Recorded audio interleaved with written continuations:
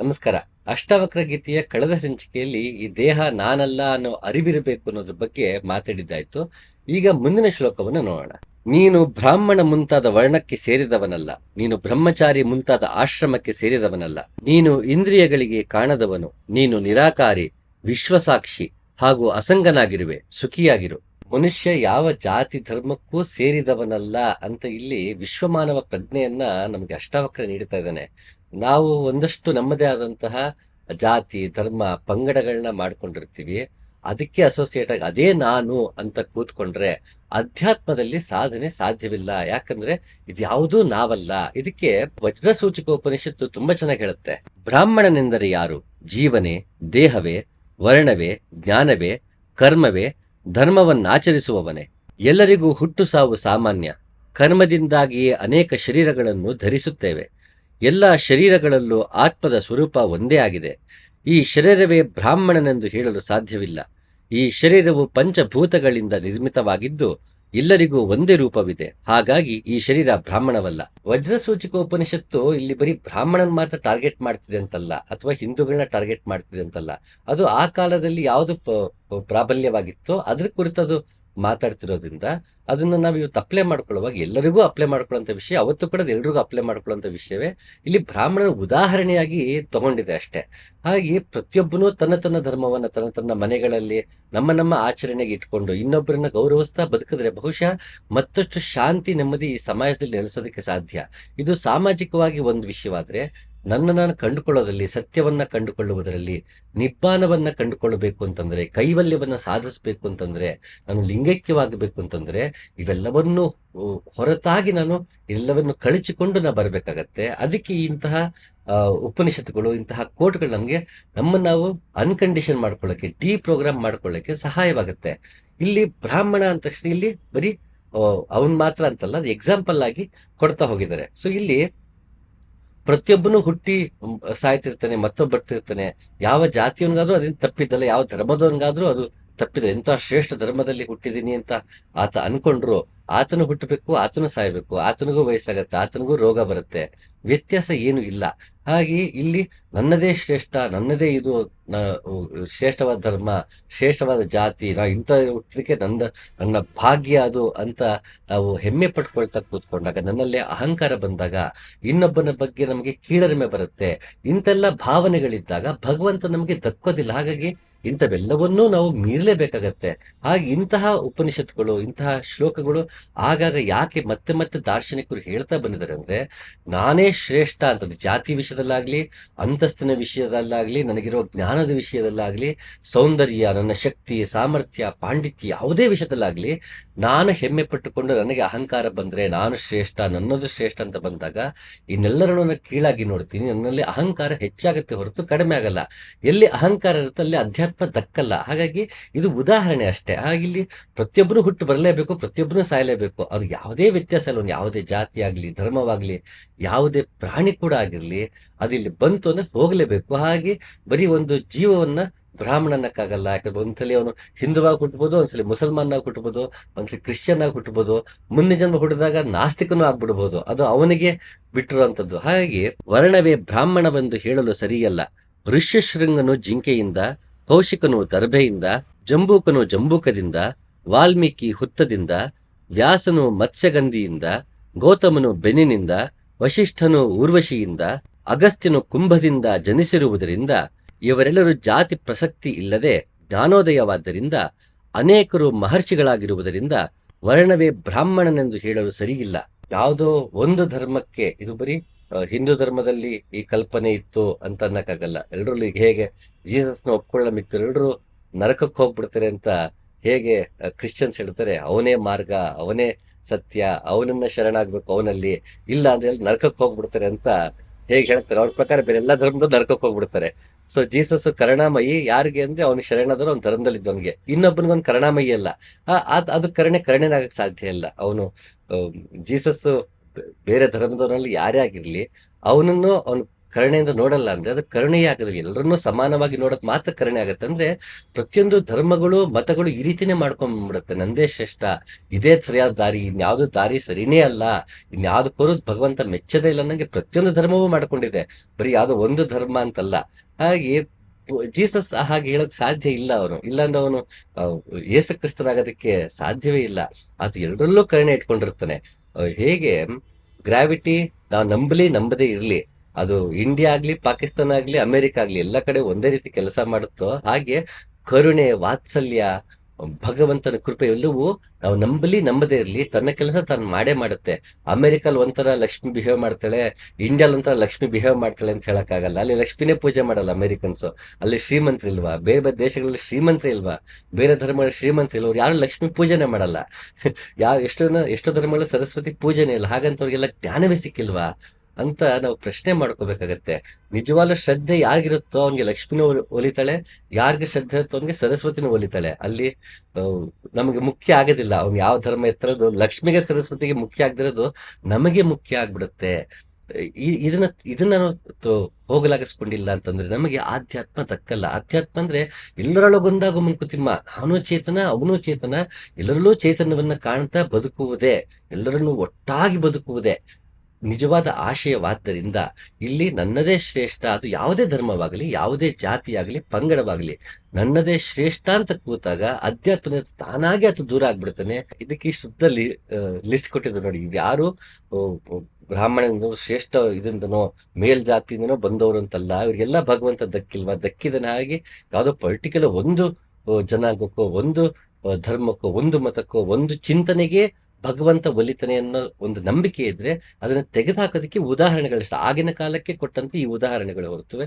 ಈಗ ಸರ್ವಜ್ಞ ಹೇಳ್ತಾನೆ, ಯಾ ತರದ ಹೂವೇನು ನಾ ತರದು ಸಾಲದೆ, ಜಾತಿ ವಿಜಾತಿ ಎನ್ನಬೇಡ, ಜಾತಿ ವಿಜಾತಿ ಎನ್ನಬೇಡ, ದೇವನಲ್ಲಿ ದಾತನೇ ಜಾತ ಸರ್ವಜ್ಞ ಅಂತ. ಅಂದ್ರೆ ಯಾರು ದೇವನಿಗೆ ಒಲಿತ ಅವನೇ ನಿಜವಾದ ಜಾತ ಅಂತ. ಯಾ ತರದ ಹೂವೇನು ನಾ ತರದು ಸಾಲದೆ ಅಂತ ಸರ್ವಜ್ಞ ಕೇಳ್ತಾರೆ. ಹಾಗೆ ಎಲ್ಲರೂ ಕೊನೆಗೆ ಅದನ್ನೇ ಏನ್ ಮಾಡಿರೋದು, ಅದನ್ನ ಪ್ರತಿಪಾದನೆ ಮಾಡಿರೋದು. ಪ್ರತಿಯೊಬ್ಬರಿಗೂ ಭಗವಂತನ ಯಾವ ವ್ಯತ್ಯಾಸವೂ ಇಲ್ಲ. ನಮಗೆ ದೇವರ ಕಲ್ಪನೆಯಲ್ಲಿ ವ್ಯತ್ಯಾಸವಿದೆ. ಹಿಂದೂಗಳಲ್ಲಿ ಒಂದು ರೀತಿ ಕಲ್ಪನೆ ಇದೆ, ಕ್ರಿಶ್ಚಿಯನ್ಸ್ ಅಲ್ಲಿ ಒಂದು ರೀತಿ ಕಲ್ಪನೆ ಇದೆ, ಮುಸಲ್ಮಾನರ ಒಂದು ರೀತಿ ಕಲ್ಪನೆ ಇದೆ. ಬುದ್ಧನ ವಿಷಯಕ್ಕೆ ಬಂದಾಗ ಅವನ ಬಗ್ಗೆ ಮಾತಾಡಕ್ಕೆ ಹೋಗಲ್ಲ, ಗೊಡವೆಗೆ ಹೋಗಲ್ಲ ಅವನು. ಬೇಡಪ್ಪ ಸಾಕು, ಮತ್ತಿನ್ನೊಂದು ದೇವ್ರು ಹುಟ್ಟಾಕಿಸ್ಬಿಡ್ತೀರ ಅಂತ. ಈಗ ಬುದ್ಧನೇ ನಾವು ದೇವ್ರು ಮಾಡ್ಕೊಂಡು ಕೂತ್ಕೊಳ್ಳೋಂಥ ಜನಗಳು ಇವತ್ತು ನಾವು ನೋಡ್ತೀವಿ. ಅವನು ಮತ್ತೆ ಪೂಜೆ ಮಾಡ್ಕೊಂಡು ಕೂರಂತ ಪರಿಸ್ಥಿತಿನೂ ಬಂದಿದೆ ನಮ್ಗೆ ಇವತ್ತು. ಹಾಗೆ ಎಲ್ಲೇ ಹೋದ್ರು ಕೊನೆಗೆ ಕಲ್ಪನೆಗಳು ಬೇರೆ ಬೇರೆ. ಆದ್ರೆ ನಿಜವಾದ ಏನು ಭಗವಂತ ಇದ್ದೋನೋ ಅವನು ಈ ಕಲ್ಪನೆಗಳಿಂತಲೂ ಮೀರಿದ್ದು. ನಾವು ಕಲ್ಪನೆಗಳೇ ಸತ್ಯವೆಂತ ಪರಿಕಲ್ಪನೆಗಳು ನಾವು ನಮ್ಮ ಗ್ರಹಿಕೆಗಳೇ ಸರಿ ಅಂತ ಕಿತ್ತಾಡಿದಾಗ ಈ ಸಮಸ್ಯೆ ಬರುತ್ತೆ. ಅವರವರ ಕಲ್ಪನೆ ಅವರವರಿಗೆ ಹೊರತು ನಿಜವಾಗ್ಲೂ ಭಗವಂತ ಹೇಗಿದ್ದನೋ ಅವನಿಗೆ ಯಾವ ಕಲ್ಪನೆಗಳಕ್ಕೂ ಸಂಬಂಧವಿಲ್ಲ. ಅವನು ಇದ್ದ ಹಾಗೆ ಇದ್ದಾನೆ. ಅವನ ಕಂಡುಕೊಳ್ಳಕ್ಕೆ ಗ್ರಂಥಗಳಿಂದ ಸಾಧ್ಯ ಇಲ್ಲ, ಒಂದು ಪರಿಕಲ್ಪನೆಯಿಂದ ಸಾಧ್ಯ ಇಲ್ಲ. ಅವನು ನಮ್ಮಲ್ಲೇ ನಾವು ಕಂಡುಕೊಳ್ಳೋದ್ರಿಂದ ಮಾತ್ರ ಸಾಧ್ಯ. ಯಾವ ದಾರ್ಶನಿಕನು ಒಬ್ಬನಿಗೊಬ್ಬ ಹೊಡೆದಾಡ್ಕೊಂಡು ಇಲ್ಲ ನೋಡಿ. ಕಬೀರ್ ದಾಸ್ ಹೋಗಿ ಇನ್ನೊಬ್ಬರ ಜೊತೆಗೆ ಹೊಡೆದಾಡಿಲ್ಲ, ಯುದ್ಧ ಮಾಡಿಲ್ಲ. ಧರ್ಮದ ಹೆಸರು ನಾವು ಯುದ್ಧ ಮಾಡ್ತೀವಿ, ದೇವಸ್ಥಾನಗಳ ಹೊಡೆದಾಕ್ತಿವಿ, ಮತ್ತೊಂದು ಮಾಡ್ತೀವಿ, ನಂದೇ ಶ್ರೇಷ್ಠ ಅಂತ ಕಿತ್ತಾಡ್ತೀವಿ ಹೊರತು ಒಬ್ಬ ಪುರಂದರದಾಸ ಕನಕದಾಸ ಹೊಡೆದಾಡಿಲ್ಲ, ಒಬ್ಬ ಶರಣ ಇನ್ನೊಬ್ಬ ಜೊತೆಗೆ ಹೋರಾಡಿಲ್ಲ. ಅವ್ರು ಯಾವ ದಾರ್ಶನಿಕರು ಯಾರು ಹೋರಾಡೇ ಇಲ್ಲ, ಯಾರು ವಾದ ಮಾಡ್ಕೊಂಡು ಕೂತಿಲ್ಲ. ಇನ್ನೊಬ್ಬರ ಧರ್ಮವನ್ನ ಹೀಯಾಳಿಸೋದು, ಅವರನ್ನ ಕೊಲ್ಲೋದು, ಮತ್ತೊಂದು ಮಾಡೇ ಇಲ್ಲ ಅವ್ರುಗಳು. ಅವ್ರಿಗೆ ಇಡೀ ಮಾನವರೇ ಒಂದಾಗಿರಪ್ಪ, ಎರಡನ್ನೂ ಪ್ರೀತಿಸಪ್ಪ ಅಂತ ಹೇಳ್ತಾರೆ. ಆದ್ರೆ ಅವರನ್ನ ಅನುಸರಿಸೋ ನಾವುಗಳು ಕೊನೆಗೆ ಮತ, ಜಾತಿ, ಧರ್ಮಗಳ ಹೆಸರಲ್ಲಿ ಕಿತ್ತಾಡ್ತಿರ್ತೀವಿ. ಯಾವ ದಾರ್ಶನಿಕನೂ ನನ್ನದೇ ಶ್ರೇಷ್ಠ ಅಂತ ಕೂತಿಲ್ಲ. ಅದರ ಸಾರವೇ ಇವೆಲ್ಲವೂ ಕೊನೆಗೆ, ಎಲ್ಲಾ ಗ್ರಂಥಗಳು ಕೊನೆಗೆ ಅದನ್ನೇ ಹೇಳೋದು. ತನ್ನನ್ನು ತಾನು ಕಂಡ್ಕೊಳ್ಳಕ್ಕೆ ಅಂತ ಬಂದವನಿಗೆ ಅವನ ವಿಷಯಕ್ಕೆ ಬಂದಾಗ ಇಲ್ಲಿ ಅವನು ಎಲ್ಲವನ್ನೂ ತೊರೆದು ಮುಕ್ತನಾಗಿ ಸತ್ಯವನ್ನೇ ಅವನು ಅನ್ವೇಷಣೆ ಮಾಡ್ತಾ, ಅದನ್ನ ಬಗ್ಗೆನೇ ಜಿಜ್ಞಾಸೆ ಮಾಡ್ತಾ ತನ್ನೊಳಗೆ ಸತ್ಯ ಕಂಡುಕೊಳ್ಳುವುದೇ ನಿಜವಾದ ಅಧ್ಯಾತ್ಮವಾದ್ದರಿಂದ ಇದಕ್ಕೆ ಯಾವ ಜಾತಿ ಪಂಗಡಗಳು ಏನೂ ಇಲ್ಲ. ಇದು ವಿಶೇಷವಾಗಿ ಗುರು ಪರಂಪರೆಗೆ ಸಂಬಂಧಪಟ್ಟ ಹೋಗಷ್ಟು. ನಾನು ಇಂಥ ಗುರುವಿಗೆ ನಾನು ಶಿಷ್ಯನಾಗಿದ್ದೀನಿ, ಇಂಥ ಒಂದು ಮಾರ್ಗದಲ್ಲಿ ನಾನು ನಡೀತಿದ್ದೀನಿ ಅನ್ನೋ ಅಹಂಕಾರವ ಆತನೂ ಬಿಡಬೇಕು. ಬರೀ ಜಾತಿ ಧರ್ಮ ಬಿಟ್ಟರೆ ಸಾಕಾಗಲ್ಲ. ಅದಕ್ಕೆ ಒಂದು ವಚನ ಇದೆಯಲ್ಲ, ಕುಲಚಲವ ಬಿಟ್ಟು ನಿಮ್ಮ ನೊಳೆದ ಶರಣರಿಗೆ ತಲೆ ಬಾಗುವಿನ ಕುಲಜರೆಂದು ಅಂತ ಅಂಬಿಗರ ಚೌಡಯ್ಯ ಅನ್ಸದ ಹೇಳೋದು. ಕುಲ ಚಲವ ಬಿಟ್ಟು ನಿಮ್ಮ ನೊಲಿದ ಶರಣರಿಗೆ, ಎಲ್ಲಾ ನಾನು ಇಂಥ ಧರ್ಮದಿಂದ ಬಂದ ಶರಣ ಅದೇ ಅನ್ನೋದನ್ನು ಬಿಟ್ಟು ಶರಣಾದನ್ನು ಮಾತ್ರ ನಿಜವಾದ ಶರಣ ಅಂತಲ್ಲಿ ವಚನದಲ್ಲಿ ಹೇಳ್ತಾರೆ. ಹಾಗೆ ನಾನು ಎಲ್ಲವನ್ನು ಬಿಟ್ಟು ನಾನು ಇವತ್ತು ಬಸವ ಮಾರ್ಗದಲ್ಲಿ ನಡೀತಾ ಇದ್ದೀನಿ, ಅಹಂಕಾರ ಬರಬಾರ್ದು. ಎಲ್ಲವನ್ನು ಬಿಟ್ಟು ಕುವೆಂಪು ಹೇಳಿದ ವಿಶ್ವಮಾನವ ಸಂದೇಶವನ್ನು ನಾನು ಬದುಕ್ತಾ ಇದ್ದೀನಿ ಗೊತ್ತಾ ಅಂತ ಅಹಂಕಾರ ಪಡಬಾರ್ದು. ಯಾವ್ದ್ರ ಬಗ್ಗೆನೂ ಅಹಂಕಾರ ಇರಬಾರ್ದು. ಅಹಂಕಾರ ಅನ್ನೋದೇ ಫಸ್ಟ್ ಆಫ್ ಆಲ್ ಸರಿಯಲ್ಲ. ಆಮೇಲೆ ಅದ್ರ ಬಗ್ಗೆ ಅಹಂಕಾರ ಪಡ್ತೀನಿ, ಒಳ್ಳೆ ವಿಷಯ ಅಹಂಕಾರ ಪಡ್ತೀನಿ ಅಂತಾಗಲ್ಲ. ಅಹಂಕಾರ ಇಸ್ ಅಹಂಕಾರ. ಅದು ಒಳ್ಳೆ ವಿಷಯಕ್ಕೆ ಅಹಂಕಾರ ಪಟ್ಟರು ಅಷ್ಟೇ, ಕೆಟ್ಟ ವಿಷಯಕ್ಕೆ ಅಹಂಕಾರ ಪಟ್ಟರು ಅಷ್ಟೇ. ಅಹಂಕಾರ ಇಸ್ ಅಹಂಕಾರ. ಹಾಗೆ ಇವೆಲ್ಲವನ್ನೂ ತೆಗೆದು ಹಾಕೋದಕ್ಕೆ ಇಂತಹ ಗ್ರಂಥಗಳು ರಚನೆ ಆಗಿರೋದು, ಇಂತಹ ವಾಕ್ಯಗಳು ರಚನೆ ಆಗಿರೋದು. ಹಾಗಾಗಿ ನಾವಿಲ್ಲಿ ಕಲಿಬೇಕಿರೋದು, ನಾನು ಏನ್ ಸತ್ಯಚಿತ್ ಆನಂದ ಸ್ವರೂಪನಾಗಿದ್ದೇನೆ, ಈ ದೇಹಕ್ಕೆ ಬಂದಿದ್ದೇನೆ, ಈ ದೇಹ ನಾನಲ್ಲ, ಇಂದ್ರಿಯಗಳು ನಾನಲ್ಲ, ಈ ನನ್ನ ಧರ್ಮ, ಜಾತಿ, ಮತ, ಭಾಷೆ ಇವೆಲ್ಲವೂ ನನಗೆ ಈ ದೇಹಕ್ಕೆ ಬಂದ ನಂತರ ಈ ಸಮಾಜ ನನಗೆ ಕೊಟ್ಟಿರುವುದು. ದೇಹದಿಂದ ಹೋಗೋವರೆಗೂ ಅದಷ್ಟೇ ಸಂಬಂಧಪಟ್ಟಿರುತ್ತೆ. ಮತ್ತೆ ಇನ್ಯಾವುದೋ ಜಾತಿಯಲ್ಲೋ ಇನ್ಯಾವುದೋ ಧರ್ಮದಲ್ಲೋ ಹುಟ್ಟಿರ್ತೀನಿ, ಇಂಥವಕ್ಕೆ ನಾನು ಅಂಟಿಕೊಳ್ಳಬಾರದು ಅನ್ನೋದೇ ಮುಖ್ಯ ಉದ್ದೇಶ. ಜಾತಿ ಗುಣ ಕ್ರಿಯಾರಹಿತನು, ಷಡ್ಭಾವ ವಿಕಾರದ ದೋಷಗಳಿಲ್ಲದವನು, ಸತ್ಯ ಜ್ಞಾನಾನಂದ ಸ್ವರೂಪನು, ನಿರ್ವಿಕಲ್ಪ ಸಂಕಲ್ಪನು, ಸ್ವಯಂ ಪ್ರಕಾಶನೂ ಆದ ಭಗವಂತನನ್ನು ಪ್ರತ್ಯಕ್ಷ ಮಾಡಿಕೊಂಡವನು ಬ್ರಾಹ್ಮಣನೆಂದು ಶ್ರುತಿ ಸ್ಮೃತಿಗಳು ಹೇಳಿವೆ. ನಾನಿಲ್ಲಿ ಆಯ್ದ ಸಾಲಗಳು ಮಾತ್ರ ತಗೊಂಡಿದ್ದೀನಿ. ಪೂರ್ಣವಾಗಿ ವಜ್ರಸೂಚಕ ಉಪನಿಷತ್ತು ಓದಿದ್ರೆ ಇನ್ನೂ ಚೆನ್ನಾಗಿ ಎಲ್ಲವನ್ನೂ ಕನ್ಕ್ಲೂಡ್ ಮಾಡಿದೆ. ನಾನಿಲ್ಲಿ ಬರೀ ಆಯ್ದ ಸಾಲಗಳು ಮಾತ್ರ ತಗೊಂಡಿದ್ದೀನಿ, ತುಂಬಾ ಸುದೀರ್ಘವಾಗಿದೆ ಅನ್ನೋ ಕಾರಣಕ್ಕೆ. ಬ್ರಹ್ಮನನ್ನ ಅರಿತವನು ಬ್ರಾಹ್ಮಣ ಅಂತ ಎಷ್ಟು ಚೆನ್ನಾಗಿ ಹೇಳಿ. ಬ್ರಹ್ಮ ಅಂದ್ರೆ ಬೃಹತ್ ಆಗಿರುವ, ಹಲವಾರು ಅರ್ಥ ಇದೆ. ಬ್ರಹ್ಮ ಅಂದ್ರೆ ಬೃಹತ್ತಾಗಿರುವವನು ಅಂತ. ಯಾರು ಬೃಹತ್ತನ್ನು ಎಲ್ಲ ಕಡೆ ಆವರಿಸಿರೋದ್ರಿಂದ ಅವನು ಬೃಹತ್ತು. ಆ ಬೃಹತ್ತನ್ನು ನಾನು ಅರ್ಥಾಗ ನಾನು ಅಷ್ಟೇ ಬೃಹತ್ತಾಗಿರೋದಕ್ಕೆ ಸಾಧ್ಯ. ಮತ್ತೆ ಅಷ್ಟು ಬೃಹತ್ತಾದ ಮಾತು ಅವನು ಅರ್ಥ ಮಾಡ್ಕೊಳಕ್ ಸಾಧ್ಯ. ಅವನ್ನ ಅರ್ಥ ಮಾಡ್ಕೊಂಡ ನಾವು ಅಷ್ಟೇ ಬೃಹತ್ ಆಗ್ಬಿಡ್ತೀವಿ. ಯಾವಾಗ ಆ ಬೃಹತ್ತಲ್ಲಿ ಇರ್ತೀವಿ ಆಗ ನಮ್ಗೆ ಇವೆಲ್ಲವೂ ಚಿಕ್ಕ ಪುಟ್ಟದ ಕಿಂಚಿತ್ ಅನ್ಸುತ್ತೆ. ನನ್ನ ಜಾತಿ, ನನ್ನ ಧರ್ಮ, ನನ್ನ ಭಾಷೆ, ನನ್ನ ಪಂಗಡ, ನನ್ನ ಗುರುಮಾರ್ಗ ಇವೆಲ್ಲ ತುಂಬಾ ಕಿಂಚಿತ್ ಅನ್ಸ್ಬಿಡುತ್ತೆ. ಯಾಕೆಂದ್ರೆ ಬೃಹತ್ತಾಗಿದೆ. ಅಂತಹ ಬೃಹತ್ತನ್ನು ನಾವು ಸೇರುವಾಗ, ನಾವು ಅಂತಹ ಬೃಹತ್ತೇ ಆಗುವಾಗ ಮಿಕ್ಕಿದೆಲ್ಲವೂ ಕಿಂಚಿತ್ತು. ಹಾಗಾಗಿ ನಾವು ಆ ಕಿಂಚಿತ್ ಕಡೆ ಗಮನ ಕೊಡದೆ ಆ ಬೃಹತ್ತಾದ ಕಡೆಗೆ ಗಮನ ಕೊಡಬೇಕು. ಪ್ರತಿಯೊಂದು ಮಗುವು ಹುಟ್ಟುತ್ತಲೇ ವಿಶ್ವಮಾನವ. ಬೆಳೆಯುತ್ತಾ ನಾವು ಅದನ್ನು ಅಲ್ಪಮಾನವನನ್ನಾಗಿ ಮಾಡುತ್ತೇವೆ. ಮತ್ತೆ ಅದನ್ನು ವಿಶ್ವಮಾನವನನ್ನಾಗಿ ಮಾಡುವುದೇ ವಿದ್ಯೆಯ ಕರ್ತವ್ಯವಾಗಬೇಕು. ಎಷ್ಟು ಸರಳವಾಗಿ ಹೇಳಿದ್ರು ನೋಡಿ ಕುವೆಂಪು ಅವರು. ವಿಶ್ವಮಾನವನಾಗ್ಬೇಕು. ಪದೇ ಪದೇ ನಾವು ಹುಟ್ಟುತ್ತಾ ಎಲ್ಲರೂ ವಿಶ್ವಮಾನವನಾಗಿರ್ತೀವಿ. ಅವನು ಇಂಥ ಮನೆಯವನು, ಇಂಥ ಜಾತಿಯವನು, ಇಂಥ ಆಹಾರ ಪದ್ಧತಿಯವನು, ಆ ಆಹಾರ ಪದ್ಧತಿ ತಪ್ಪು, ಇದು ಸರಿ, ಇದು ಶ್ರೇಷ್ಠ, ಹೀಗೆಲ್ಲ ಮಾಡಿ ಮಾಡಿ ಮಾಡಿ ನಾವನ್ನ ಅಲ್ಪಮಾನವನ್ನಾಗಿಸ್ತೀವಿ. ಈಗಿನ ಹುಟ್ಟಿ ಬೆಳೀತಿರೋ ಮಗುಗೆ ವ್ಯತ್ಯಾಸ ನೋಡಿ. ಪಕ್ಕ ಮನೆಯವ್ರನ್ನೂ ಮಾತಾಡ್ಸುತ್ತೆ, ಎಲ್ರನ್ನೂ ಮಾತಾಡ್ಸಬೇಕಾರೆ ಅದಕ್ಕೆ ಭೇದ ಭಾವ ಇರೋದಿಲ್ಲ. ನಾವು ಅದಕ್ಕೆ ಕೊಡ್ತಾ ಹೋಗ್ತೀವಿ. ಇದು ನಿಂದು, ಇದು ನಿಂದಲ್ಲ, ಇದನ್ನ ಪಡ್ಕೊಳ್ಳೋದು ಹೇಗೆ, ಅದು ಇದು ಅಂತ ಎಲ್ಲವನ್ನೂ ಹೇಳ್ಕೊಡ್ತಾ ಹೋಗ್ತಿರ್ತೀವಿ. ಈ ರೀತಿ ನಾವು ಅಲ್ಪಮಾನವನನ್ನಾಗಿಸ್ತೀವಿ. ವಿದ್ಯೆಯಿಂದ ಅವನಿಗೆ ಸಾಮಾಜಿಕ ವಿದ್ಯೆ ಇರ್ಬೋದು, ಆರ್ಥಿಕ ಪರಿಸ್ಥಿತಿ ಇರ್ಬೋದು, ರಾಜಕೀಯ ಇರ್ಬೋದು, ಎಲ್ಲ ರೀತಿಯ ವಿದ್ಯೆ ಅವನಿಗೆ ಸಿಗ್ತಾ ಅವನು ಮತ್ತೊಂದು ಬೃಹತ್ ಆಗಬೇಕು, ಅವನು ಮತ್ತೆ ವಿಶ್ವಮಾನವನಾಗಬೇಕು. ಅದೇ ವಿದ್ಯೆಯ ಕರ್ತವ್ಯ ಅಂತ ಇಲ್ಲಿ ಕುವೆಂಪು ಹೇಳ್ತಾರೆ. ಬರೀ ವಿದ್ಯೆನ ಬರೀ ಎಜುಕೇಶನ್ ಅಂತಲ್ಲ, ಓವರ್ ಆಲ್ ಅವನಿಗೆ ಸಿಗುವಂತಹ ನಾಲೆಡ್ಜ್ ಏನಿದೆ, ಇನ್ಫಾರ್ಮೇಶನ್ ಇದೆ, ಅದನ್ನ ಅಲ್ಪನನ್ನಾಗಿಸ್ಬಾರ್ದು, ಅವನ್ನ ವಿಶ್ವಮಾನವನ್ನಾಗಿಸ್ಬೇಕು. ಇದಕ್ಕೆ ತುಂಬಾ ಇಷ್ಟವಾದ ಸಾಲುಗಳು ನನ್ನ ಭಗವದ್ಗೀತೆಯಲ್ಲಿ. ಅಂದ್ರೆ ಕೃಷ್ಣ ನನಗೆ ಯಾರ್ಯಾರು ಅಚ್ಚುಮೆಚ್ಚು ಅಂತ ಪಟ್ಟಿ ಹೇಳ್ತಾ ಹೋಗ್ತಾನೆ. ಆ ಶ್ಲೋಕಗಳು ಹೀಗಿದೆ: ಅರಿವಿಲ್ಲದ ಅಭ್ಯಾಸಕ್ಕಿಂತ ಅರಿವು ಮಿಗಿಲು, ಬರಿದೆ ಅರಿವಿಗಿಂತ ಅರಿತು ಧ್ಯಾನಿಸುವುದು ಮಿಗಿಲು, ಬರಿದೆ ಧ್ಯಾನಕ್ಕಿಂತ ಕರ್ಮಫಲದ ನಂಟಿರದ ಧ್ಯಾನ ಮಿಗಿಲು, ಅಂತ ಧ್ಯಾನದ ಮುಂದಿನ ಮಜಲೇ ಮುಕ್ತಿ. ನಾನು ಇಂಥ ಧರ್ಮದವನು, ಇಂಥ ಜಾತಿಯವನು ಅಂತ ಒಂದು ಆಚರಣೆಗಳಿರುತ್ತೆ. ಆಚರಣೆಗಳನ್ನ ತಿಳಿದೇನೆ ಸುಮ್ಮನೆ ಫಾಲೋ ಮಾಡೋದಕ್ಕಿಂತ ಅದನ್ನ ಅರ್ಥ ಫಾಲೋ ಮಾಡಿ. ಯಾವ್ದೊಂದು ಮಾರ್ಗ ಕೊಡ್ತಾರೆ, ಮಾರ್ಗದ ಸುಮ್ಮನೆ ಹೋಗ್ಬಿಟ್ರಾಗಲ್ಲ. ಮಾರ್ಗ ಯಾಕೆ, ಈ ಮಾರ್ಗದಲ್ಲಿ ನಾನು ಯಾಕೆ ನಡಿಬೇಕು, ಈ ಮಾರ್ಗದಲ್ಲಿ ಈ ಟೆಕ್ನಿಕ್ ಏನು, ಟೆಕ್ನಿಕ್ ಹಿಂದಿನ ಉದ್ದೇಶ ಏನು, ಇಂಥವೆಲ್ಲ ಅರಿತು ಮಾಡಬೇಕು. ಯಾವುದೇ ಕೆಲಸವನ್ನಾಗಲಿ ಅರಿತು ಮಾಡಬೇಕು. ಬರೀ ನಾನು ಏನೋ ಅದ್ರ ಬಗ್ಗೆ ತಿಳ್ಕೊಳ್ಳದೆ ಮಾಡೋದಕ್ಕಿಂತ ಅರಿತುಕೊಂಡದನ್ನ ತಿಳಿದು ಮಾಡೋದು ಉತ್ತಮ ಅಂತ ಇಲ್ಲಿ ಕೃಷ್ಣ ಹೇಳ್ತಾನೆ. ಅರಿವಿಲ್ಲದ ಅಭ್ಯಾಸಕ್ಕಿಂತ ಅರಿವು ಮಿಗಿಲು, ಬರಿದೇ ಅರಿವಿಗಿಂತ ಅರಿತು ಧ್ಯಾನಿಸುವುದು ಮಿಗಿಲು. ಭಗವಂತನನ್ನು ಧ್ಯಾನಿಸ್ಬೇಕು ಅಂತ ಹೇಳ್ತಾರೆ. ಸರಿ, ಧ್ಯಾನ ಮಾಡಿ. ಹೇಗೆ ಧ್ಯಾನ ಮಾಡೋದು? ಭಗವಂತನ ಯಾರನ್ನ ಧ್ಯಾನ ಮಾಡ್ತೀನಿ ನಂಗೆ ಗೊತ್ತಿರಬೇಕು, ಅವನ್ನ ಯಾಕೆ ಧ್ಯಾನ ಮಾಡ್ತಿದ್ದೀನಿ ಗೊತ್ತಿರಬೇಕು, ಹೇಗೆ ಧ್ಯಾನಿಸಬೇಕು ಅಂತನೂ ಗೊತ್ತಿರಬೇಕು. ಮತ್ತೆ ಆ ಹೇಗೆ ಧ್ಯಾನಿಸೋದು ಇದೆಯಲ್ಲ, ಉದಾಹರಣೆಗೆ ಕಣ್ಣು ಮುಚ್ಕೊಂಡು ಚಿನ್ಮಯ ಮುದ್ರೆ ಹಾಕೊಂಡು ನಾ ಕೂತಿರ್ತೀನಿ, ಉಸಿರಾಟವನ್ನ ಗಮನಿಸ್ತಿರ್ತೀನಿ, ಇದು ಧ್ಯಾನ ಹೀಗ್ ಮಾಡಿ ಅಂತಂದ್ರೆ ಯಾಕೆ ಮಾಡ್ಬೇಕು ನನಗೆ ಗೊತ್ತಿರ್ಬೇಕು.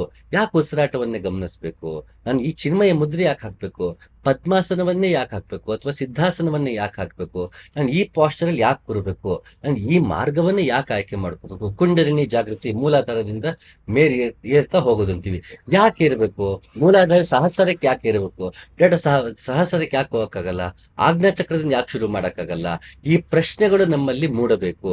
ಆ ರೀತಿ ಮೂಡಿದಾಗ, ಯಾಕೆ ಎತ್ತ ಅಂತ ತಿಳ್ಕೊಂಡಾಗ ನಾವು ಅದರಲ್ಲಿ ಧ್ಯಾನ ಮಾಡಿದಾಗ ಅದರಲ್ಲಿ ಫಲ ಸಿಗತ್ತೆ. ಅರಿವಿಲ್ಲದೆ ಯಾವುದನ್ನೂ ಮಾಡಬಾರದು ಅಂತ ಕೃಷ್ಣ ಒತ್ತಿ ನಮಗೆ ಹೇಳಿದಾನೆ. ಬರಿದೇ ಧ್ಯಾನಕ್ಕಿಂತ ಕರ್ಮ ಫಲದ ನಂಟಿರದ ಧ್ಯಾನ ಮಿಗಿಲು. ಕರ್ಮದಿಂದ ಉಂಟಾವ ಫಲಗಳ ಅಪೇಕ್ಷೆ ಪಡದೆ ಕರ್ಮ ಮಾಡ್ಬೇಕು, ಜೀವನ ಮಾಡಬೇಕು ಅಂತ ಹೇಳಿದಾಗೆ, ಜೀವನ ಬೇರೆ ಅಲ್ಲ, ಅಧ್ಯಾತ್ಮ ಬೇರೆ ಅಲ್ಲ, ಧ್ಯಾನ ಬೇರೆ. ಧ್ಯಾನವೂ ಕೂಡ ಕೊನೆಗೆ ಕರ್ಮವೇ ಆಗ್ಬಿಡುತ್ತೆ. ಯಾವಾಗ ನಾನು ಅದರ ಬಗ್ಗೆ ಅರಿವಿಲ್ಲದೆ ಫಲಾಪೇಕ್ಷೆ ಇಟ್ಕೋ, ನಾ ಧ್ಯಾನ ಕೊಡ್ತಾ ಇದ್ದೀನಿ, ನನಗೆ ಮೂಲಾಧಾರ ಜಾಗೃತಿ ಆಗ್ಬಿಡ್ಬೇಕು, ನನಗೆ ಅಂಥದ್ದಾಗ್ಬಿಡ್ಬೇಕು, ನನಗೆ ಮೋಕ್ಷ ಸಿಕ್ಬಿಡ್ಬೇಕು, ನನಗೆ ನಾದ ಕೇಳಿಸ್ಬಿಡ್ಬೇಕು, ಇದು ನನ್ನ ಉದ್ದೇಶ ಆಗಿರ್ಬೇಕು ಹೊರತು ಇದನ್ನ ಫಲಾಪೇಕ್ಷೆ ಆಗಿರ್ಬಾರ್ದು, ಗುರಿ ಆಗಿರ್ಬಾರ್ದು. ಆಗ ನಾನ್ ಧ್ಯಾನ ಮಾಡ್ತೀನಿ ಅನ್ನೋ ಭಾವ ಇರುತ್ತೆ. ಎಲ್ಲಿ ನಾನು ಇರುತ್ತೋ ಅಲ್ಲಿ ಅಧ್ಯಾತ್ಮ ಇರೋದಿಲ್ಲ. ಸೊ ನಾನು ಅಹಂಕಾರವೇ. ಆದ್ರಿಂದ ಅಹಂಕಾರವನ್ನ ಬಿಡೋದಕ್ಕೆ ಧ್ಯಾನ ಮಾಡೋದ್ರಿಂದ ನಾನು ಧ್ಯಾನ ಮಾಡುತ್ತಿದ್ದೇನೆ ಅನ್ನುವುದೇ ಮತ್ತೆ ಧ್ಯಾನಕ್ಕೆ ತೊಡಕಾಗ್ಬಿಡುತ್ತೆ. ಹಾಗೆಲ್ಲಿ ಕರ್ಮದ ಫಲವನ್ನೂ ತೊರಿಬೇಕು. ನಾನು ಧ್ಯಾನಕ್ಕೆ ಕೂರ್ತೀನಿ, ನಾನು ಒಳಗಡೆ ಉಸಿರಾಟವನ್ನ ಗಮನಿಸ್ತೀನಿ. ಯಾಕೆ ಅಂತ ನಂಗೆ ಅರಿವಿದೆ, ಯಾಕೆ ನಾನು ಉಸಿರಾಟವನ್ನ ಗಮನಿಸ್ಬೇಕು ಅನ್ನೋ ಅರಿವಿದೆ. ಆದ್ರೆ ಈಗ ನನ್ನ ಕೆಲಸ ಉಸಿರಾಟವನ್ನ ಗಮನಿಸೋದಷ್ಟೇ. ಮಿಕ್ಕಿದ್ದು ತಾನಾಗೆ ಆಗುತ್ತೆ, ಅದ್ರ ಗೊಡವೆಗೆ ಹೋಗೋದ್ ಬೇಡ. ಇವತ್ತು ಯಾಕೆ ಕೂತ್ಕೊಂಡ ತಕ್ಷಣ ಗಮನ ನಮ್ಗೆ ಉಸಿರ ಕಡೆ ಬರೋದಿಲ್ಲ. ಯಾಕೆ ಚಿತ್ತವೃತ್ತಿ ಏನು ಚಿತ್ತ ಇದೆ, ಅದು ಯಾವಾಗ ಪ್ರತಿ ಸಂಚಿಕೆಯಲ್ಲಿ ಹೇಳ್ತಿರ್ತೀನಿ, ಅದು ಸಾವಿರಾರು ಥಾಟ್ಸ್ ಅದು ಜನರೇಟ್ ಮಾಡ್ತಾನೆ ಇರುತ್ತೆ. ಮತ್ತೆ ನಮ್ಗೆ ಅದು ಅಭ್ಯಾಸ ಇಲ್ದ್ರಿಂದ, ಯಾವತ್ತೂ ಉಸಿರಾಟ ಕಡೆ ಗಮನ ಕೊಡದಿರೋದ್ರಿಂದ, ನಾವು ಕಣ್ಣು ಮುಚ್ಕೊಂಡು ಉಸಿರಾಟ ಗಮನಿಸಿದಾಗ ಬೇರೆ ಬೇರೆ ಕಡೆ ಗಮನ ಹರಿದು ಹೋಗ್ತಿರುತ್ತೆ. ಆಗ ನಾನು ನನ್ ಗಮನ ಫೋಕಸ್ ಮಾಡಕ್ ಆಗ್ತಿವಲ್ಲ ಅಂತ ಬೇಜಾರ್ ಮಾಡ್ಕೊಂಡ್ ಬಿಟ್ಬಿಡೋದು, ನನ್ ಪೂರ್ತಿ ಗಮನ ಬರ್ತಾ ಇದೆ ಅಂತ ಅನ್ಕೊಳ್ಳೋದು. ಇಂಥದ್ದೆಲ್ಲವೂ ಕೊನೆಗೆ ನಮ್ಮನ್ನ ಧ್ಯಾನದಿಂದ ದೂರ ಮಾಡುತ್ತೆ. ಯಾವಾಗ ನಾವು ಧ್ಯಾನ ದೂರ ಆಗ್ತೀವಿ, ನಾವು ಅರಿವನ್ನ ಬಿಡ್ತೀವಿ. ಅರಿವನ್ನ ಬಿಟ್ಟಾಗ ಸುಮ್ನೆ ಅರಿವಿಲ್ಲದೆ ಸುಮ್ನೆ ಮಾಡ್ದಂಗಾಗತ್ತೆ. ಆಗ ಧ್ಯಾನಕ್ಕೆ ಫಲ ಇಲ್ಲ. ಯಾರಿಂದಲೂ ನೋಯದವನು, ಯಾರನ್ನು ನೋಯಿಸದವನು, ಹಮ್ಮಿನಿಂದ ಕೇಡಿಗೆಳಿಸದವನು, ರೇಗದವನು, ಅಂಜದವನು, ತಲ್ಲಣಗೊಳ್ಳದವನು, ಅವನು ನನಗೆ ಅಚ್ಚುಮೆಚ್ಚು.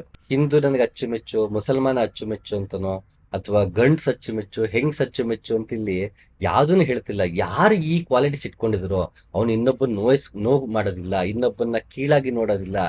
ಯಾರು ಎರಡನ್ನೂ ಸಮಾನವಾಗಿ ನೋಡ್ತಾನೋ ಅವನು ನನಗೆ ಅಚ್ಚುಮೆಚ್ಚು ಅಂತ ಕೃಷ್ಣ ಹೇಳ್ತಾನೆ. ಇಲ್ಲಿ ಯಾವುದನ್ನು ಹೇಳ್ತಿಲ್ಲ, ನಾನು ಇಂಥ ಧರ್ಮದವನು ಅದಕ್ಕೆ ಮಾಡ್ತಾ ಇದ್ದೀನಿ, ನಾನು ಇಂಥ ಒಂದು ಕೋರ್ಸ್ ಮಾಡ್ತೀನಿ ಅನ್ನೋ ಅಹಂಕಾರದಲ್ಲಿ ಹೋದ್ರೆ, ಆ ಒಂದು ಇನ್ನೊಬ್ಬನ ನೋಯಿಸುವಂತ ಜೀವನದಲ್ಲಿ ಗುಣಗಳನ್ನ ಇಟ್ಕೊಂಡ್ರೆ, ಇನ್ನೊಬ್ಬನ ಸಮಾನವಾಗಿ ನೋಡ್ದಿರೋಂಥ ಗುಣ ಇಟ್ಕೊಂಡ್ರೆ ಅವನಿಗೆ ತಕ್ಕಲ್ಲ. ಹಾಗಾಗಿ ನೀನು ಯಾವ ಧರ್ಮಕ್ಕೂ ಸೇರಿದವನಲ್ಲ, ನೀನು ಬ್ರಾಹ್ಮಣ, ಕ್ಷತ್ರಿಯ ಮತ್ತೊಂದಕ್ಕೆ ಸೇರಿದವನಲ್ಲ, ನೀನು ಆಶ್ರಮಗಳಿಗೆ ಸೇರಿದವನಲ್ಲ, ನೀನ್ ದೇಹ ಅಲ್ಲ, ಇಂದ್ರಿಯ ಅಲ್ಲ. ಯಾಕೆ ಹೇಳಿದ್ದು ಅಂದ್ರೆ, ಇವೆಲ್ಲವಲ್ಲೂ ಅಲ್ಲ ಅಲ್ಲ ಅಂತ ಬಿಟ್ಟಾಗ ನನ್ನ ಅಭಿಮಾನ ಕಡಿಮೆ ಆಗತ್ತೆ. ಯಾವಾಗ ನನ್ನ ಅಭಿಮಾನ ಕಡಿಮೆ ಆಗತ್ತೆ, ಇವೆಲ್ಲವೂ ಹೊರತಾಗರೆ ನಾ ದೇಹ ಅಲ್ಲ, ಇಂದ್ರಿಯಗಳಲ್ಲ, ಜಾತಿ ಧರ್ಮ ಯಾವ್ದು ಇಲ್ಲ ಅಂದ್ರೆ ನಾನ್ ಯಾರು ಅನ್ನೋ ಪ್ರಶ್ನೆ ಬರುತ್ತೆ. ಅದಕ್ಕೆ ರಮಣ ಮಹರ್ಷಿ ಹೂ ಅಮಾಯ್ ಅಂತ ಕೇಳ್ಕೊ ಅಂತ ಹೇಳಿದ್ದು. ಅದಕ್ಕೆ ಅದೇನ್ ಮಾಡ್ಬೇಕಂದ್ರೆ ಸುಮ್ಮನೆ ಇರ್ಬೇಕು. ನೀವು ಸುಮ್ಮನಿದ್ರೆ, ಒಂದು ರಮಣ ಮಹರ್ಷಿ ಹೇಳೋ ಪ್ರಕಾರ ಒಂದು ಸುಮ್ಮನಿರ್ಬೇಕು, ಮತ್ತೆ ಹೂ ಅಂತ ಕೇಳ್ಕೋಬೇಕು. ಸೊ ಹೂ ಅಂತ ಕೇಳ್ಕೊಂಡ್ ಅರ್ಥ ಏನು, ಇದ್ಯಾವ್ದು ನೀನಲ್ಲ ಅಂತ. ಹೂವಮ್ಮ ಅಂತ ಯಾಕೆ ಕೇಳ್ಕೋಬೇಕು, ನನ್ನ ಹೆಸರು ಇದು, ನಾನು ಇಂಥ ಜಾತಿ ಇಂಥ ಧರ್ಮದವನು ಅಂತ ಅನ್ಬೋದಲ್ಲ. ಇದ್ಯಾವ್ದು ನೀನಲ್ಲ ಅಂತ ಹೇಳೋದಿಕ್ಕೆ ನೀನ್ ಯಾರು ಅಂತ ಕೇಳ್ಕೊಳಪ್ಪ ಅಂತ ರಮಣ ಮಹರ್ಷಿ ಅಂದ್ರು. ಏನನ್ನೂ ಹೇಳದೆ, ಇದ್ಯಾವ್ದನ್ನ ಹೇಳದೆ ಒಂದೇ ಒಂದು ಪ್ರಶ್ನೆಯಲ್ಲಿ ಹೂವಮೈ, ನೀನ್ ಯಾರು ಅಂತ ಕೇಳ್ಕೊ. ಇದೇ ನಿಜವಾದ ಸೂತ್ರ ಅಂತ ರಮಣ ಮಹರ್ಷಿ ಹೇಳ್ಬಿಟ್ರು. ನೀನ್ ಯಾರು ಕೇಳ್ಕೋಬೇಕು ಅನ್ನರ್ಥ, ನೀನ್ ಏನನ್ನು ಅಂತ ಅನ್ಕೊಂಡಿದ್ಯೋ ಅದ್ಯಾವ್ದು ನೀನಲ್ಲ ಅಂತ ಅರ್ಥ. ಇದೊಂದು ಪ್ರಶ್ನೆಯಲ್ಲಿ ಇಡೀ ಎಂತ ದೊಡ್ಡ ದೊಡ್ಡ ಗ್ರಂಥಗಳ ಸಾರವನ್ನ, ಅಷ್ಟು ದೊಡ್ಡ ದೊಡ್ಡ ಶ್ಲೋಕಗಳನ್ನ ಬರೀ ನೀನ್ ಯಾರು ಅನ್ನೋ ಪ್ರಶ್ನೆಯಲ್ಲಿ ರಮಣ ಮಹರ್ಷಿ ಮುಗಿಸ್ಬಿಡ್ತಾರೆ. ನೀನ್ ಯಾರು ಅಂತ ಕೇಳ್ಕೊಂಡ ತಕ್ಷಣ ನಾ ಅನ್ಕೊಂಡ್ರದ್ ಎಲ್ಲವೂ ಸುಳ್ಳು ಅಂತ. ಇದ್ಯಾವುದು ಅಲ್ಲ. ಸುಳ್ಳು ಅಂದ್ರೆ ಅರ್ಥ ಏನು, ಈ ಈ ಈ ಈ ಈ ಕ್ಷಣಕ್ಕಾಗ ನಾ ಗಂಡ ದೇಹದಲ್ಲಿ ಇದ್ದೀನಿ, ಅದು ನಿಜ. ಆದ್ರೆ ಇದು ಈ ದೇಹದಲ್ಲಿ ಇರುವವರೆಗೂ ಅಷ್ಟೇ ಸತ್ಯ ಹೊರತು ಮುಂದಿನಕ್ಕಲ್ಲ. ಯಾಕಂದ್ರೆ ಹಿಂದಿನ ಪ್ರಾಣಿಯಾಗಿ ಹುಟ್ಟಿದ್ನೋ, ಗಂಡ ಹುಟ್ಟಿದ್ನೋ, ಹೆಣ್ಣಾಗಿ ಹುಟ್ಟಿದ್ನೋ, ಜಿರಳೆಯಾಗಿ ಹುಟ್ಟಿದ್ನೋ ನನಗೆ ಗೊತ್ತಿಲ್ಲ. ಈ ಜನ್ಮಕ್ಕಷ್ಟೇ ಅದು ಸತ್ಯ. ಹಾಗೆ ಇದಕ್ಕಷ್ಟೇ, ಈ ದೇಹದಲ್ಲಿ ಇರೋವರೆಗೂ ನಾನು ಗಂಡ ದೇಹದಲ್ಲಿ ಇದ್ದೀನಿ ಅನ್ನೋ ಭಾವ ಇರಬೇಕು ಹೊರತು ಆತ್ಮವೇ ಗಂಡಸು ಅಂತ ಅನ್ಕೊಳಕ್ಕಾಗಲ್ಲ, ಅಥವಾ ನಾನೇ ಗಂಡು ಅನ್ಕೊಳಕ್ಕಾಗಲ್ಲ. ಈ ದೇಹ ಗಂಡ ದೇಹದಲ್ಲಿ ಇದ್ದೀನಿ, ನಾನು ಇಂಥ ದೇಶ ಕಾಲದಲ್ಲಿ ಇದ್ದೇನೆ ಅಷ್ಟೇ ಹೊರತು ಅದಕ್ಕೆ ವ್ಯಾವಹಾರಿಕವಾಗಷ್ಟೇ ಸತ್ಯ ಹೊರತು ಅದೇ ಪಾರಮಾರ್ಥಿಕ ಸತ್ಯ ಅಲ್ಲ. ನಾನೊಬ್ಬ ಗಂಡು, ನಾನು ಹೆಣ್ಣು, ನಾನು ಇಂಥ ಬಣ್ಣದವನು, ಇಷ್ಟು ಎತ್ತರದವನು, ಈ ಎಲ್ಲ ಗುಣಗಳು, ನನಗೆ ಇಂಥ ಜ್ಞಾನ ಇದೆ, ಇವೆಲ್ಲವೂ ವ್ಯಾವಹಾರಿಕವಾಗಷ್ಟೇ ಸತ್ಯ ಹೊರತು ಪಾರಮಾರ್ಥಿಕ ಸತ್ಯ ಅಲ್ಲ. ಯಾಕಂದ್ರೆ ಇದು ಯಾವುದು ನನಗೆ ಶಾಶ್ವತವಲ್ಲ. ಹೋದ ಜನ ದಡ್ಡ ಇರ್ಬೋದು, ಈ ವರ್ಷ ಈ ಜನ ಬುದ್ಧಿವಂತ ಇರ್ಬೋದು, ಮುಂದಿನ ಜನ ಮತ್ತೆ ದಡ್ಡನಾಗ ಹುಟ್ಟಬಹುದು, ಈ ಜನ ಶ್ರೀಮಂತ ಆಗಿರ್ಬೋದು, ಮುಂದಿನ ಜನದಲ್ಲಿ ಬಡವನಾಗ ಹುಟ್ಟಬಹುದು, ಈ ಜನದಲ್ಲೇ ಬಡವನಾಗ್ಬಿಡ್ಬೋದು, ಗೊತ್ತಿಲ್ಲ. ಈ ಜನ ಬಡವರ ಶ್ರೀಮಂತ ಆಗ್ತಾರೆ, ಶ್ರೀಮಂತ ಬಡವ ಆಗ್ತಾನೆ, ಏನು ಬೇಕಾದ್ರೂ ಆಗತ್ತೆ. ಇವತ್ತು ಆರೋಗ್ಯ ನಂಗೆ ಚೆನ್ನಾಗಿದೆ, ನಾಳೆ ಆರೋಗ್ಯ ಚೆನ್ನಾಗಿರೋದಿಲ್ಲ. ಹಾಗಿದ್ ಯಾವುದೂ ಶಾಶ್ವತವಲ್ಲ. ಯಾವ್ದು ಶಾಶ್ವತವಾಗಿದೆಯೋ ಅದು ಇದು ಯಾವುದಕ್ಕೂ ಅಂಟ್ಕೊಂಡಿಲ್ಲ. ಹಾಗೆ ಯಾವುದಕ್ಕೂ ಅಂಟ್ಕೊಂಡಿಲ್ಲ ಮೇಲೆ ನನ್ನ ಭಾವದಿಂದ ನಾನು ಅಂಟಿಕೊಳ್ಳುವುದನ್ನ ಬಿಡಬೇಕಾಗಿ ಬರುತ್ತೆ. ಬೀಗುವುದಿಲ್ಲ, ಹೇಸುವುದಿಲ್ಲ, ಕೊರಗುವುದಿಲ್ಲ, ಬಯಸುವುದಿಲ್ಲ, ಒಳಿತು ಕೆಡುಕುಗಳ ಕುರಿತು ಕಾಳಜಿ ಇಲ್ಲ. ಇಂಥ ಭಕ್ತನು ನನಗೆ ಅಚ್ಚುಮೆಚ್ಚು. ಯಾರಿಗೆ ಅಹಂಕಾರ ಇರಲ್ವೋ, ತೆಗಳೋದಿಲ್ವೋ, ಇನ್ನೊಂದ್ರ ಬಗ್ಗೆ ಜಿಗುಪ್ಸೆ ಪಡೋದಿಲ್ವೋ, ಮತ್ತೊಂದು ಅಸೂಯೆ ಪಡೋದಿಲ್ವೋ, ಇಂಥ ಗುಣಗಳಿದ್ದೇ ಅವನಿಗೆ ಅಚ್ಚುಮೆಚ್ಚು ಭಗವಂತನಿಗೆ. ಅವನು ಬೇರೆ ಏನೇ ನಾವು ಹೇರ್ಕೊಂಡಿರಂತ ವಿಷಯಗಳೇನಿರುತ್ತೆ, ನಾನು ಇಂಥ ಧರ್ಮದವನೋ, ಇಂಥ ಜಾತಿಯವನು ಅಂತನೋ, ಇಷ್ಟು ಜ್ಞಾನ ಸಂಪಾದನೆ ಮಾಡಿದೀನಿ ಅಂತನೋ, ನಾನು ತಿಂಗಳು ತಪ್ಪದೇನೆ ವ್ರತಗಳಾಚರಿಸ್ತೀನಿ, ನಾನು ತಪ್ಪದೇನೆ ಹೋಮ ಮಾಡಿಸ್ತೀನಿ, ದಾನ ಮಾಡ್ತೀನಿ, ಇಂಥದಿಂದ ಭಗವಂತ ಮೆಚ್ಚಿಬಿಡ್ತಾನೆ ಕೂಡ ಸಾಧ್ಯ ಇಲ್ಲ. ಯಾಕಂದ್ರೆ ನಾನು ಮಾಡ್ತೀನಿ ಬಂದ್ಬಿಡುತ್ತೆ.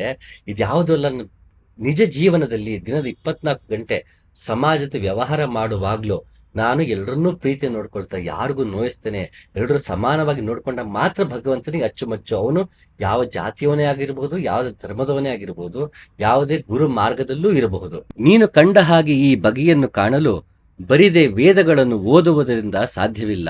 ತಪಸ್ಸು, ದಾನ, ಯಜ್ಞದಿಂದಲೂ ಸಾಧ್ಯವಿಲ್ಲ. ಕೃಷ್ಣ ವಿಶ್ವರೂಪ ದರ್ಶನ ತೋರಿಸಿದ ನಂತರ ಹೇಳಿದ ಶ್ಲೋಕ ಇದು. ಅವನು ಹೇಳ್ತಾನೆ, ಇದನ್ನು ನೋಡ್ಬೇಕಂದ್ರೆ ನನ್ನ ನಿಜವಾದ ನಾನು ಹೇಗಿದ್ದೇನೋ ಹಾಗೆ ನೀವು ನೋಡಬೇಕು ಅಂತಂದ್ರೆ, ಭಗವಂತ ಹೇಗಿದ್ದನೋ ಹಾಗೆ. ಬೇರೆ ಎಲ್ಲ ಧರ್ಮಗಳು, ಮತಗಳೆಲ್ಲವೂ ತಮ್ಮ ತಮ್ಮ ಕಲ್ಪನೆಯನ್ನ ಹೇಳುತ್ತೆ. ಅಷ್ಟೇ ಅಲ್ಲದೆ ಈ ಧರ್ಮಗಳನ್ನ ಬಿಟ್ಬೋಣ, ಮತಗಳನ್ನ ಬಿಟ್ಬೋಣ, ಗುರು ಮಾರ್ಗಗಳಿಗೆ ಬರೋಣ. ಅಲ್ಲಿ ಒಬ್ಬ ಕಾಲಭೈರವನ್ನ ಪೂಜೆ ಮಾಡ್ತಾನೆ, ಒಬ್ಬ ಶಿವ ಅಂತಾನೆ, ಒಬ್ಬ ಶಕ್ತಿ ಅಂತಾನೆ, ಒಬ್ಬ ವಿಷ್ಣು ಅಂತಾನೆ, ಒಬ್ಬ ಗಾಣಪತ್ಯ ಅಂತಾನೆ, ಒಬ್ಬ ಕೌಲ ಅಂತಾನೆ. ಶಿವನಲ್ಲೇ ಮತ್ತೆ ಹಲವಾರು ಡೈಟಿಗಳಿದೆ, ದೇವತೆ ಒಂದೊಂದು ರೂಪದಲ್ಲೂ ಉಪಾಸನೆ ಮಾಡೋರು ಇದ್ದಾರೆ. ಇದ್ರಲ್ಲಿ ಬಂದಾಗ, ಬೌದ್ಧರಲ್ಲಿ ಬಂದಾಗ ಮತ್ತೆ ಮೈತ್ರೇಯ ಅಂತಾರೆ. ಒಬ್ಬ ಬುದ್ಧರನ್ನ ಬರೀ ತನ್ನ ತಾನು ಕಂಡುಕೊಂಡವನಂತ ನೋಡೋರಿದ್ದಾರೆ. ಕೆಲವರು ತಾರಾ ಭಗವತಿ ಜೊತೆಗೆ ತಾಂತ್ರಿಕ್ ಸೆಕ್ಸ್ ನಲ್ಲಿ ಬುದ್ಧನ ನೋಡೋರಿದ್ದಾರೆ. ಹಲವಾರು ರೀತಿಯಲ್ಲಿ ಬುದ್ಧನ ಬೌದ್ಧ ಧರ್ಮದಲ್ಲೂ ನೋಡೋದು ಹಲವಾರು ಜನ ಇದ್ದಾರೆ. ಅಲ್ಲಲ್ಲೇ ಅವರ ರೀತಿ ಕಲ್ಪನೆಗಳಿರುತ್ತೆ. ಆದರೆ ನೀನು ಕಂಡ ಹಾಗೆ ಈ ಬಗೆಯನ್ನು ಕಾಣಲು ಬರಿದೇ ವೇದಗಳನ್ನು ಓದುವುದರಿಂದ ಸಾಧ್ಯವಿಲ್ಲ. ಆದ್ರೆ ನಾನು ಹೇಗಿದ್ದೀನೋ ಹಾಗೆ ನಿನಗೇನು ದರ್ಶನ ಕೊಟ್ಟಿದ್ದೀನಿ, ಅದು ಬರೀ ವೇದಗಳು ಅಂತ ಬರೀ ವೇದಗಳನ್ನ ಅಂತಲ್ಲ, ಯಾವುದೋ ಒಂದು ಧರ್ಮದ ಗ್ರಂಥಗಳು ಅಥವಾ ಇನ್ನೊಬ್ಬನು ನಮಗೆ ನೀಡಿರುವ ಮಾಹಿತಿಗಳು. ಇದನ್ನ ಬರೀ ಓದದೆ ಸಾಕಾಗಲ್ಲ.